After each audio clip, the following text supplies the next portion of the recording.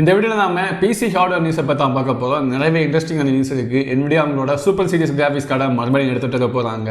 இன்டலோட 14 gen launch ஆகிடுச்சு. அதை பற்றின டீட்டெயில்ஸ் எல்லாமே இந்த வீடியோவில் பார்க்கலாம். ஸோ முதல்ல நாம இந்த NVIDIA நியூஸ்லேருந்தே ஸ்டார்ட் பண்ணலாம். NVIDIAவோட சூப்பர் சீரிஸ் பிராண்டிங் நிறைய பேருக்கு தெரிஞ்சிருக்கும்.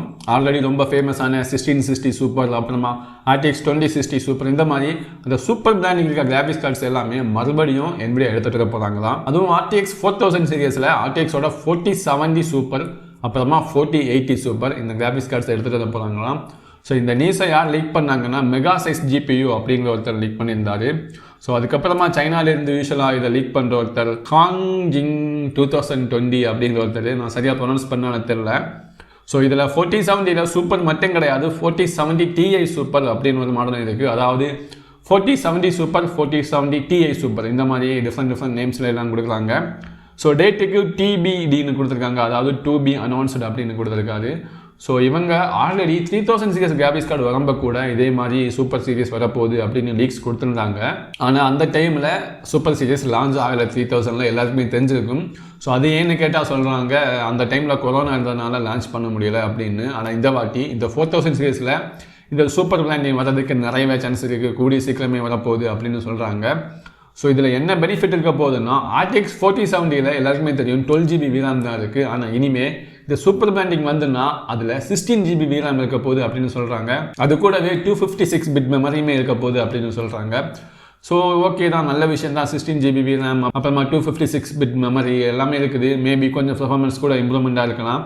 ஏன்னா Ti இருக்குது, சூப்பர் இருக்குது. ஸோ கொஞ்சம் பர்ஃபார்மன்ஸ் இம்ப்ரூவ் பண்ணி தான் கொடுப்பாங்க. ஆனால் இதை எப்படி ப்ரைஸ் பண்ண போகிறாங்கன்னா தெரில. ஏன்னா ஆல்ரெடி RTX 4070 ப்ரைஸிங் 54,000 இருக்குது ஸ்டார்டிங். அதுவே கொஞ்சம் ஓவர் ப்ரைஸ் தான். ஸோ இதுக்கு மேலே அவங்க இந்த Ti பிராண்டிங், இந்த சூப்பர் பிராண்டிங் இதெல்லாம் போட்டு VRAMுமே இன்க்ரீஸ் பண்ணி கொடுக்கும்போது எந்த மாதிரி ப்ரைஸ் பண்ணுவாங்கன்னா தெரில. ஏன்னா RTX 4060க்கு அவங்க 16GB மாடல் லான்ச் பண்ணதுக்கு 10,000 அவங்க ப்ரைஸ் இன்க்ரீஸ் பண்ணியிருந்தாங்க.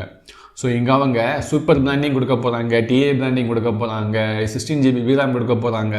ஸோ ஆல்ரெடி இருக்க கிராஃபிக்ஸ் கார்டே ப்ரைஸ் ஜாஸ்தியாக தான் இருக்குது. இதையுமே ப்ரைஸ் ஜாஸ்தியாக கொடுத்தாங்கன்னா எந்த பலன் இல்லை அவங்க லான்ச் பண்ணுறதுக்கு. ஸோ அப்புறமா ஃபஸ்ட் டைமாக fully Intel powered handheld gaming console ஒன்று லான்ச் ஆக போகுது.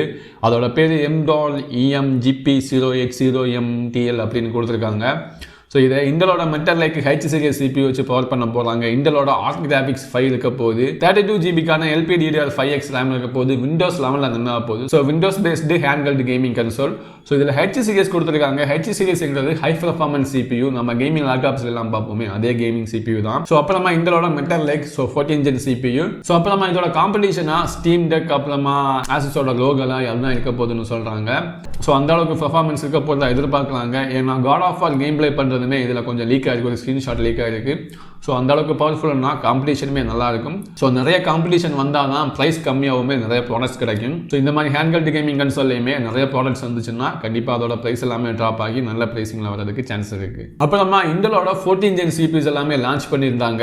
ஸோ சொன்ன மாதிரி October 17 லான்ச் பண்ணியிருந்தாங்க. அதில் சில பேர் சில டவுட்ஸ் கேட்டிருந்தாங்க, இந்த 14 ஜென் i3 CPUஸை காணும் அப்படின்னு சொல்லி இன்ஸ்டாகிராமில் 1-2 பேர் டிம் பண்ணியிருந்தாங்க. ஸோ அப்புறமா இந்த i5லையுமே இந்த பட்ஜெட் சீரிஸை காணலை அப்படின்னு சொல்லி கேட்டிருந்தாங்க. ஸோ அதுக்கு ஆன்சர் என்னென்னா, நான் ஆல்ரெடி இதுக்கு முன்னாடி போட்டிருந்த நியூஸ் வீடியோஸ்லையுமே சொல்லியிருந்தேன், பார்க்காதவங்களுக்கு இப்போ சொல்கிறேன். இந்த இயருக்கு அவங்க இந்த K சீரியஸ், KF சீரியஸ் 2 தான் லான்ச் பண்ண போகிறாங்க, அவங்களோட டாப் சீரியஸ். நெக்ஸ்ட் இயரில் தான் அவங்க பட்ஜெட் ஓரியன்ட் இந்த i3 CPU, அப்புறமா இந்த F சீரியஸ் இருக்குல்ல 14400F, இந்த CPUs எல்லாமே நெக்ஸ்ட் இயர் தான் எடுத்துகிட்டு வர போகிறாங்க. இப்போதைக்கு தான்.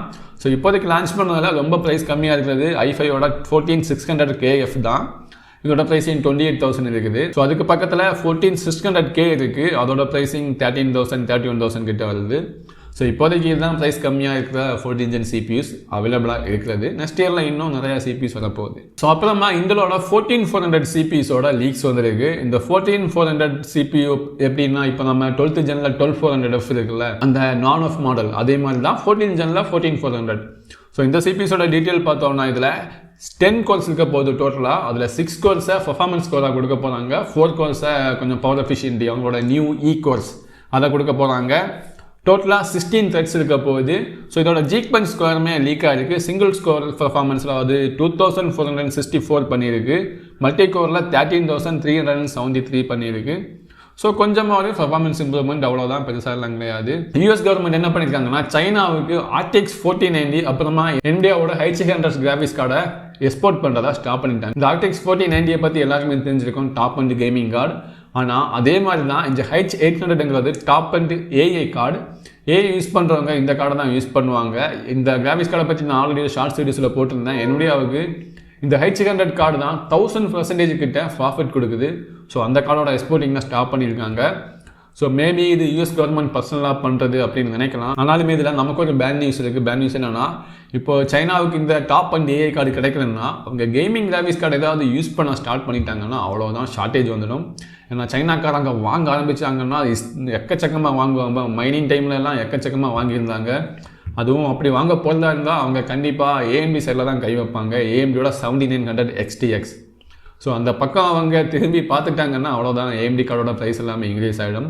ஸோ அது நடக்காமல் இருந்தால் நல்லாயிருக்கும். ஸோ இன்றைக்கி PC ஆர்டர் நியூஸ் இவ்வளோ தான். ஸோ இந்த வீடியோ உங்களுக்கு ஏதாவது இன்ஃபர்மேஷன் கிடச்சிருந்தா இந்த வீடியோக்கு லைக் பண்ணுங்கள், என்னோட சேனல் மறக்காமல் சப்ஸ்கிரைப் பண்ணுங்கள்.